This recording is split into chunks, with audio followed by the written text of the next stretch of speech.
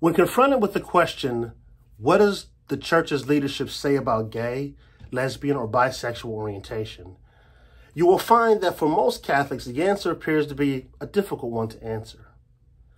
In order to fully comprehend the church's leadership, or what is commonly referred to as the church's magisterium, the teaching office of the church, we must know a bit about the evolution of these matters in the church. The Christian tradition has generally prohibited all sexual activities outside of sexual intercourse within the marriage arrangement. This includes activities engaged in by couples or individuals of either the same or different sexes. The Catholic Church's position specifically on the LGBTQ plus community has developed over centuries from the teachings of the Church Fathers. In the Summa Theologica, St. Thomas Aquinas stated that the unnatural vice is the greatest of the sins of lust. In a separate video, you can follow the development of the Church's theology on sexuality as expressed through the teachings of St. Thomas Aquinas. In addition to the theology of St. Thomas Aquinas and the Church Fathers, canon law regarding same-sex sexual activity has been shaped through the decrees issued by a series of ecclesiastical councils.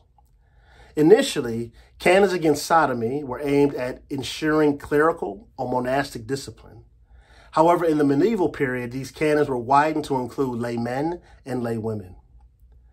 In the 20th century, as gay rights movements began to develop, the church responded to these movements by reiterating its condemnation of sexual relations between the same sex while also acknowledging the existence of gay, lesbian, and bisexual people. In January 1976, the Congregation of the Doctrine of the Faith under Pope Paul VI published Persona Humana, which codified the teaching against all extramarital sex, including gay sex. The document stated that acceptance of homosexual activity runs counter to the church's teaching of morality. It drew a distinction between people who were gay because of false education, a bad example, or other causes it described as non-incurable, and a pathological condition, which was incurable. This was the first sign of the church's acknowledgement that same-sex orientation can be innate and not a choice. However, it still criticized those who argue that an innate sexual orientation to the same sex justified same-sex sexual activity within loving relationships. It stated that the Bible condemned this activity as depraved, intrinsically disordered, never to be approved, and a consequence of rejecting God. In October 1986, the Congregation for the Doctrine of Faith released a letter addressed to all the bishops of the Catholic Church entitled On the Pastoral Care of Homosexual Persons. This was signed by Cardinal Joseph Ratzinger as prefect. Cardinal Ratzinger would later become Pope Benedict XVI. The letter gave instructions on how the clergy should minister and respond to lesbian, gay, and bisexual people. Designed to remove any ambiguity about permissible tolerance of same-sex orientation resulting from the earlier Persona Humana, and prompted by the growing influence of gay-accepting groups and clergy, the letter was particularly aimed at the church in the United States.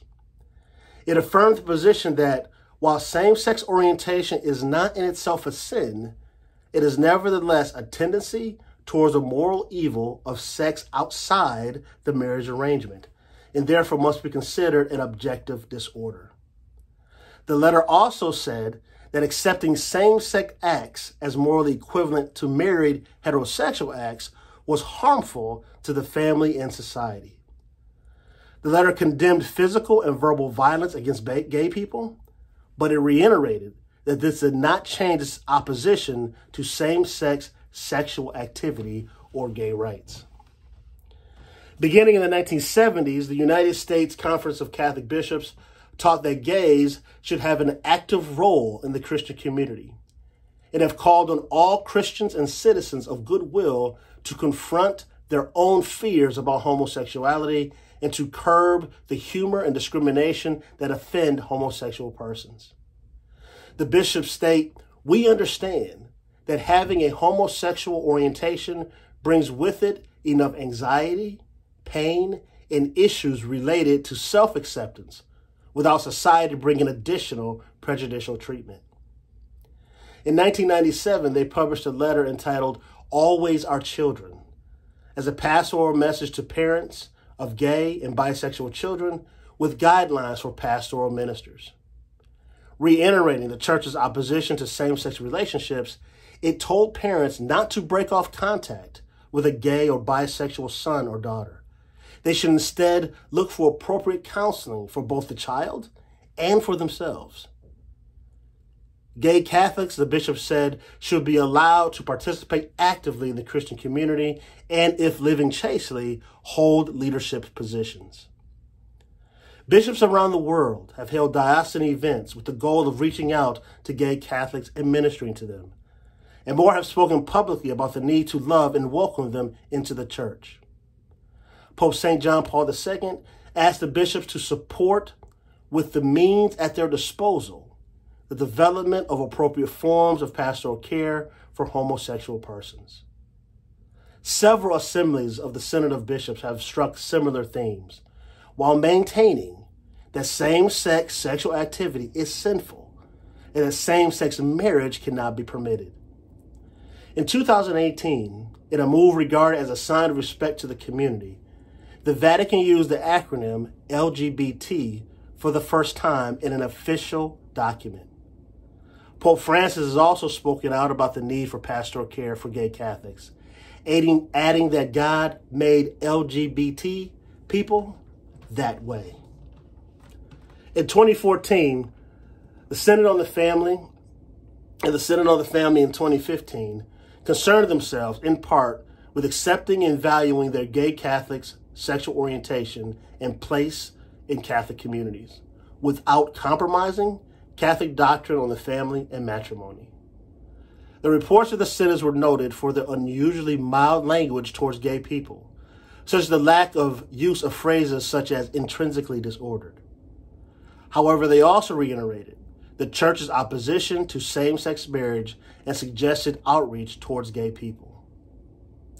Ultimately, when we ask, what does the Magisterium teach about same-sex sexuality?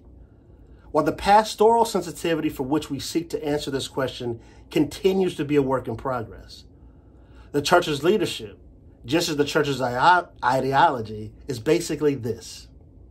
While the Catholic Church teaches that sexual acts between members of the same sex are morally unacceptable, the church also teaches that same-sex inclinations or attractions are not sinful in themselves.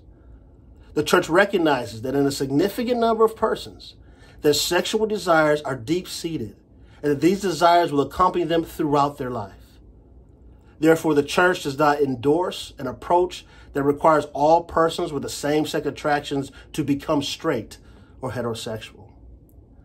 Rather, the Catholic Church teaches that God calls all persons, including those with same-sex attractions, to live the virtue of chastity. For persons with same-sex attractions, just as those with heterosexual attractions, living chastely includes not engaging in any sexual activity outside the marriage arrangement.